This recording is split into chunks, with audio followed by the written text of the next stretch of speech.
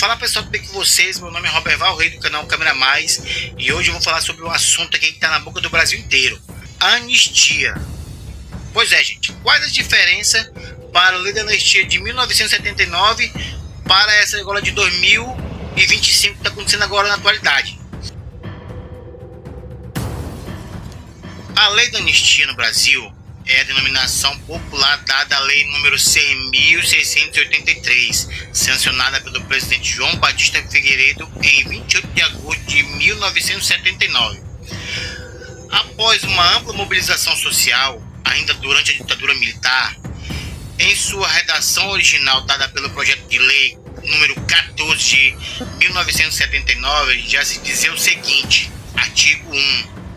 É concedida anistia a quantos, no período compreendido entre 2 de setembro de 1961 e 15 de agosto de 1979, cometeram crimes políticos ou conexos como estes: crimes eleitorais, que tiveram seus direitos políticos suspensos, e aos servidores da administração direta e indireta, de fundações vinculadas ao poder público, aos servidores dos poderes legislativo e judiciário, e aos militares e aos dirigentes representantes sindicais, punido com fundamento em atos institucionais, em complementares e outros diplomas legais.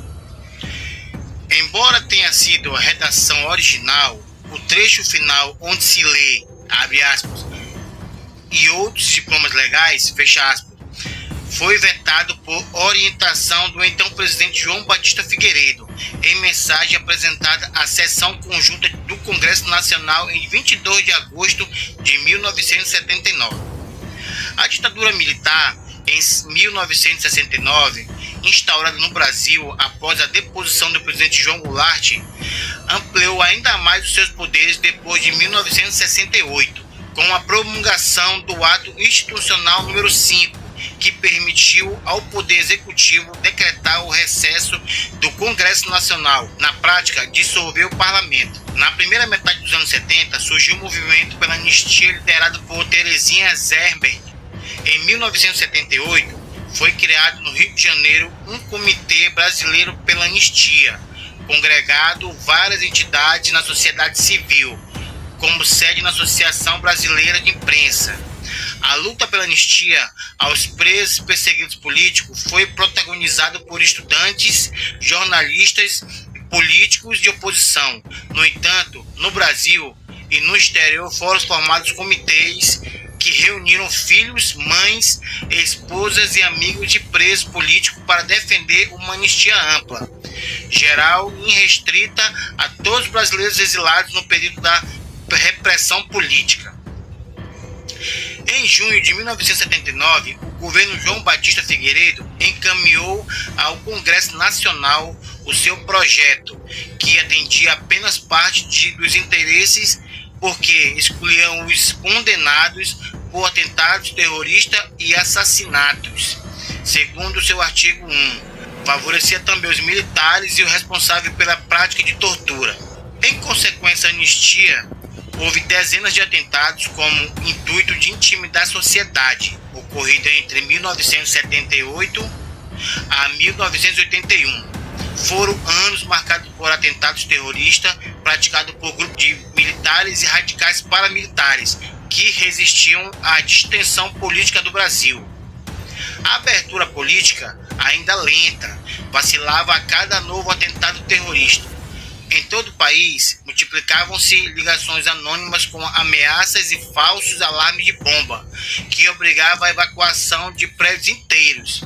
No Rio de Janeiro, em 30 de abril de 1981, uma bomba deveria ser detonada durante um show do Rio Centro, que explodiu dentro do carro dos dois militares que transportavam no que ficou conhecido como Atentado do Rio Centro. Enquanto, por um lado, o jurista Advocacia Geral da União e, em abril de 2009, o próprio Supremo Tribunal Federal afirma que a lei de anistia brasileira beneficia também os torturadores e os demais agentes da ditadura, conhecida como anistia de dupla mão. Por outro lado, os outros juristas de setores da sociedade discordam dessa interpretação. Em parecer, a Advocacia Geral da União defendeu que crimes políticos e conexos praticados na ditadura, incluindo a tortura, foram todos perdoados pela Lei da Anistia de 1979, alegando que a Lei da Anistia é anterior à Constituição de 1988 e, por isso, os efeitos do artigo constitucional que veda a anistia a torturadores não poderiam retroagir para que os crimes cometidos anteriormente à sua promulgação. Por outro lado, várias entidades da defesa dos direitos dos seres humanos, militares e perseguidores políticos e a Ordem dos Advogados do Brasil apoiaram a tese de que a Lei da Anistia não beneficiou os agentes do Estado que tenham praticado torturas e assassinatos na ditadura militar, afirmando que o texto da lei não diz isso, nem poderia dizer, já que o Brasil é signatário de diversos documentos da Organização das Nações Unidas, segundo os quais a tortura é um crime comum e imprescindível. O Conselho Federal da OAB ingressou em agosto de 2008 o Supremo Tribunal Federal com uma ação da ADPF número 153, solicitando declarar que a Lei da Anistia não inclui crimes praticados por agentes da ditadura, tortura, desaparecimento, homicídio e outros.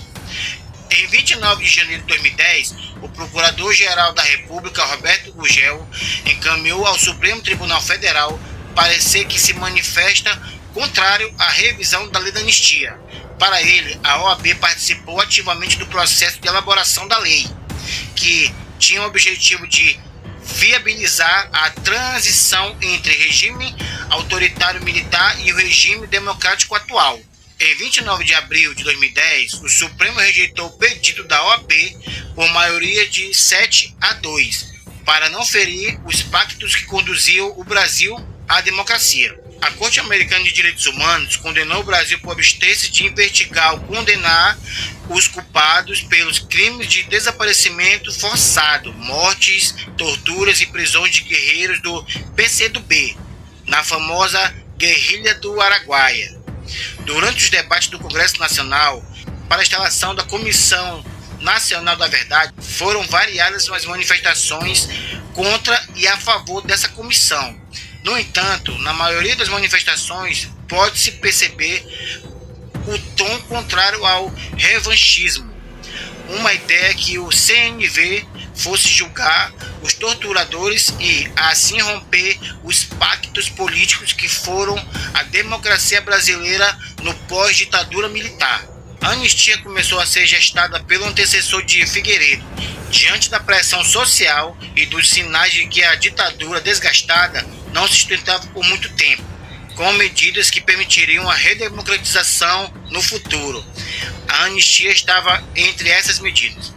Assim que o projeto de lei se tornou público, sem prever anistia ampla, geral e irrestrita, presos políticos deram início a uma greve de fome em diversos presídios no Brasil, pressionando pela retirada do artigo que os excluíam do perdão.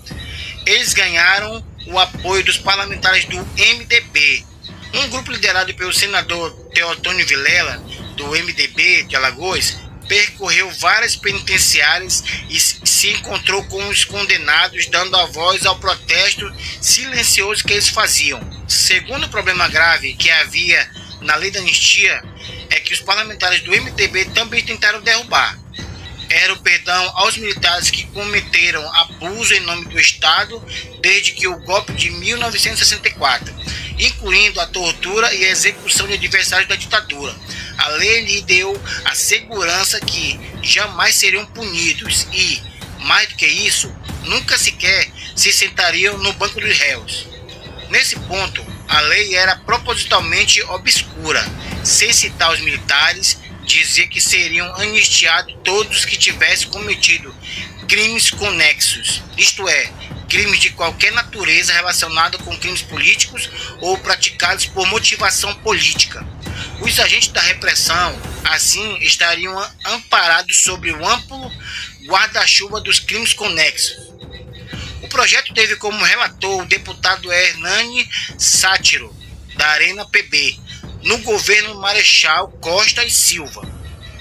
Ele havia sido ministro do Superior Tribunal Militar, corte que dava a palavra final sobre o destino dos acusados dos crimes políticos. Sátiro jogou um balde de água fria nas pretensões do MDB.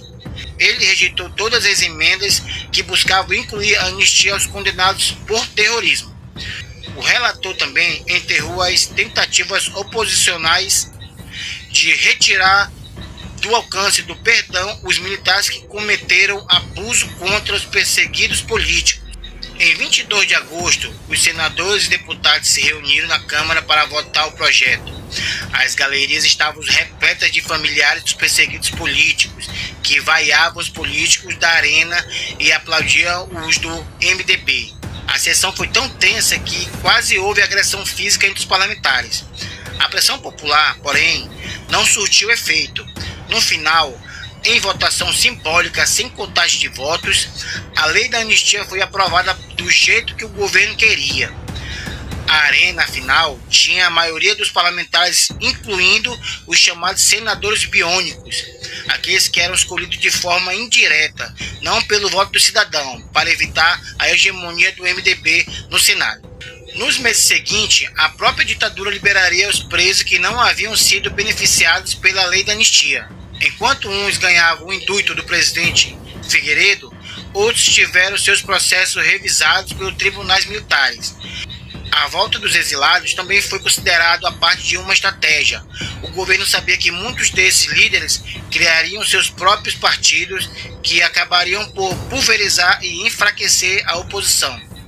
Por isso, logo depois, ainda em 1979, a ditadura extinguiu a Arena e o MDB e restabeleceu a liberdade partidária. Brizola, por exemplo, fundou o PDT. A divisão dos adversários permitiu que os militares mantivessem total controle sobre a abertura política. Figueiredo devolveu o poder aos civis em 1985. Bom, gente, essa aí é a história da anistia aqui no Brasil. E então foi uma lei que beneficiou várias pessoas, né? Vários tipos de crime. E é isso aí, gente. Bom, dando like, compartilha, se inscreva no canal se você gostou aí dessa história daqui da anistia do Brasil nos anos 70 para cá. Dê um like, compartilha, se inscreva no canal e deixe sua sugestão aí de alguma matéria pra gente fazer aqui, beleza, gente? Meu nome é Roberval Reis, do canal Câmera Mais, e fui!